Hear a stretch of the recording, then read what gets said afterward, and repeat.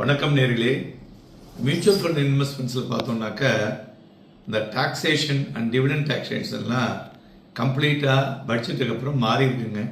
ஏன்னா அதில் நிறைய பேருக்கு சந்தேகங்கள் கேள்விகள் இருந்தது. நார்மலாக ஈக்விட்டி மியூச்சுவல் ஃபண்ட்ஸ் அதில் கேபிட்டல் கெயின் பார்த்தோம்னா ரெண்டு இருக்குது. ஒன்று லாங் டேர்ம் கேபிட்டல் கெயின், இன்னொன்று short term capital gain. Long டேர்ம்ங்கிறது ஓவர் 12 months, ஷார்ட் டேர்ம்ங்கிறது பிலோ 12 months.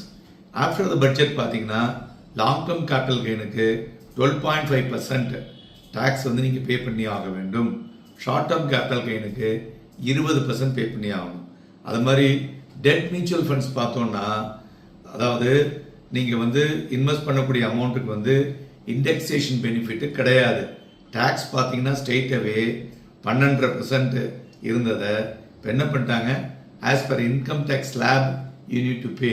10% ஸ்லாப்பில் இருந்தால் 10%, 20% ஸ்லாப்பில் இருந்தால் 20%, 30% இருந்தால் 30%. ஸோ அதனால் டெட் மியூச்சுவல் ஃபண்ட்ஸில் ஹையர் லெவலில் இன்வெஸ்ட் பண்ணுறவங்க பண்ணுறது இனிமேல் குறையக்கூடிய வாய்ப்புகள் இருக்கும் அப்படின்னு நம்ம இதிலேருந்து அதை எடுத்துக்கலாம். இதுபோல் ஹைப்ரிட் மியூச்சுவல் ஃபண்ட்ஸில் பார்த்தோம்னு வச்சுங்களேன், long term capital gain tax rate 12.5%, holding period 24 மாதம் plus no indexation benefit. Short term capital கெயினில் as per the income tax slab rate, holding period less than 24 months. இப்போ இந்த இண்டெக்ஸேஷன் அப்படிங்கிறத கம்ப்ளீட்டாக பிரித்து தூக்கி போட்டாங்க.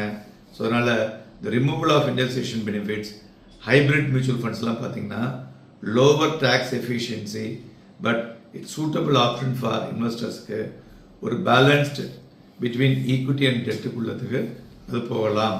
So based on the planning and mutual fund taxation is essential. நீங்கள் என்ன பண்ணணும், உங்களுடைய ரிட்டர்னை ஆப்டிமைஸ் பண்ணுறதுக்கும் அதேமாரி like holding period and fund category to reduce your tax burden efficiently. Thank you. நன்றி, வணக்கம்.